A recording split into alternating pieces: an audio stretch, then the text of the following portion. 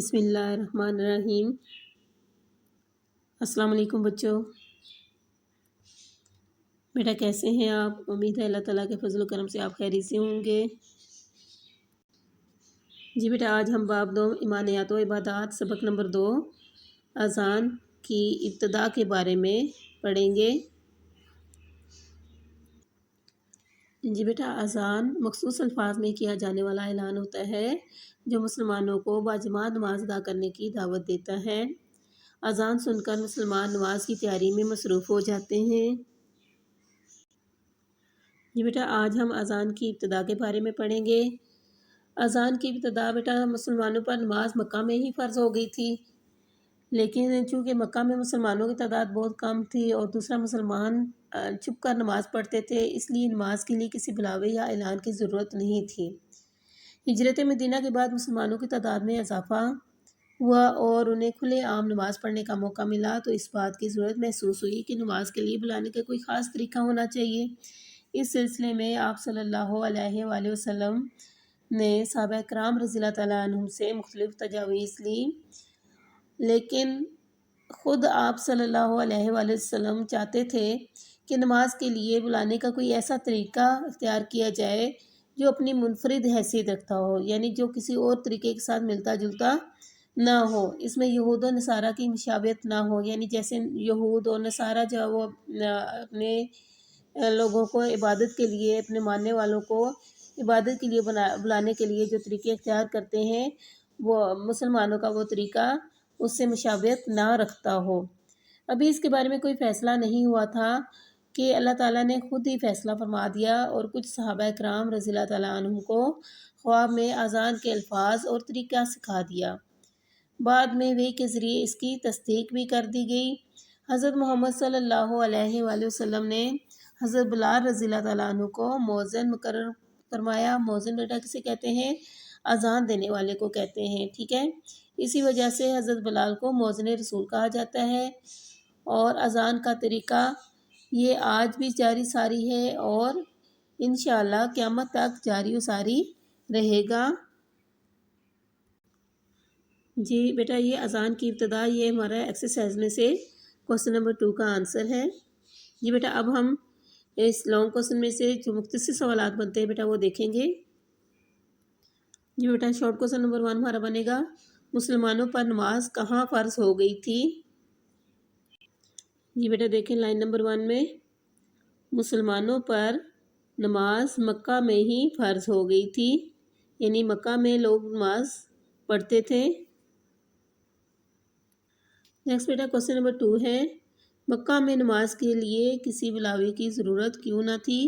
تو بیٹا ہم نے ابھی پڑھا کہ مکہ میں کیونکہ مسلمانوں کی تعداد بہت کم تھی، دوسرے مسلمان چھپ کر نماز پڑھتے تھے، اس لیے نماز کے لیے کسی بلاوے کی یا اعلان کی ضرورت نہیں تھی۔ جی بیٹا دیکھیں یہاں سے فرسٹ لائن میں ہی اس کا آنسر شروع ہو رہا ہے، مکہ میں مسلمانوں کی تعداد بہت کم تھی، دوسرا مسلمان چھپ کر نماز پڑھتے تھے، اس لیے نماز کے لیے کسی بلاوے یا اعلان کی ضرورت نہیں تھی، ٹھیک ہے۔ نیکسٹ بیٹا کوسچن نمبر 3 ہے، ہجرت مدینہ کے بعد نماز کے لیے بلانے کے لیے کسی خاص طریقے کی ضرورت کیوں محسوس ہوئی؟ جی بیٹا یہ یہاں سے لائن نمبر 3 سے کوسچن نمبر 3 کا آنسر ہے، شارٹ کوسچن کا، دیکھیں گرین سے میں نے ہائی لائٹ کیا ہوا ہے۔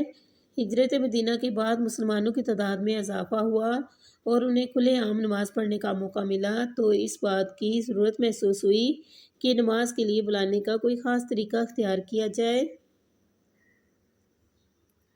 نیکسٹ بیٹا کوسچن نمبر 4 ہے، آپ صلی اللہ علیہ وآلہ وسلم نماز کے لیے بلانے کے لیے کیسا طریقہ اختیار کرنا چاہتے تھے؟ جی بیٹا آپ صلی اللہ علیہ وآلہ وسلم چاہتے تھے کہ کوئی ایسا طریقہ جو ہے وہ نماز کے لیے بلانے کے لیے اختیار کیا جائے جو یہود و نصارہ کی مشابہت جس میں نہ ہو، ٹھیک ہے۔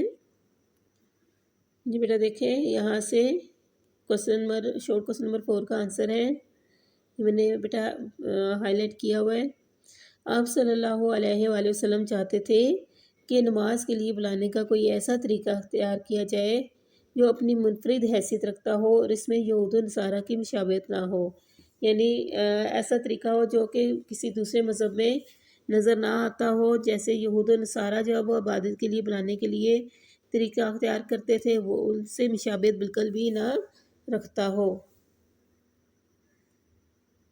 نیکسٹ بیٹا کوسچن نمبر 5 ہے، حضرت محمد صلی اللہ علیہ وآلہ وسلم نے کس کو مؤذن مقرر فرمایا؟ مؤذن بیٹا آپ کو پتہ ہے کہ اذان دینے والے کو کہتے ہیں، تو آپ صلی اللہ علیہ وآلہ وسلم نے کس کو مؤذن مقرر فرمایا؟ یہ بیٹا یہاں سے دیکھیں، یہ گرین سے ہائی لائٹ کیا ہوا ہے، حضرت محمد صلی اللہ علیہ وآلہ وسلم نے حضرت بلال رضی اللہ تعالیٰ عنہ کو مؤذن مقرر فرمایا۔ نیکسٹ بیٹا کوسچن نمبر 6 ہے، شارٹ کوسچن نمبر 6، حضرت بلال رضی اللہ تعالیٰ عنہ کو کیا کہا جاتا ہے؟ جی بیٹا دیکھیں یہاں سے حضرت بلال رضی اللہ تعالیٰ عنہ کو مؤذن رسول صلی اللہ علیہ وآلہ وسلم کہا جاتا ہے۔ بیٹا اس لیے کہا جاتا ہے کیونکہ آپ صلی اللہ علیہ وآلہ وسلم نے خود جو ہے وہ حضرت بلال رضی اللہ تعالیٰ عنہ کو مؤذن مقرر فرمایا تھا، اذان دینے کے لیے مقرر فرمایا تھا، اس لیے حضرت بلال رضی اللہ تعالیٰ عنہ کو مؤذن رسول صلی اللہ علیہ وآلہ وسلم کہا جاتا ہے۔ جی بیٹا آج ہم نے لانگ کوسچن نمبر 2 ایکسرسائز میں سے اذان کی ابتدا کس طرح ہوئی، یہاں تک بیٹا اس کا آنسر ہے یہ ہم نے کیا، پلس ہم نے مختصر سوالات کے جوابات کیے۔ یہ بیٹا آپ نے اچھی طریقے سے لیسن کو یاد کرنا ہے۔ اللہ حافظ۔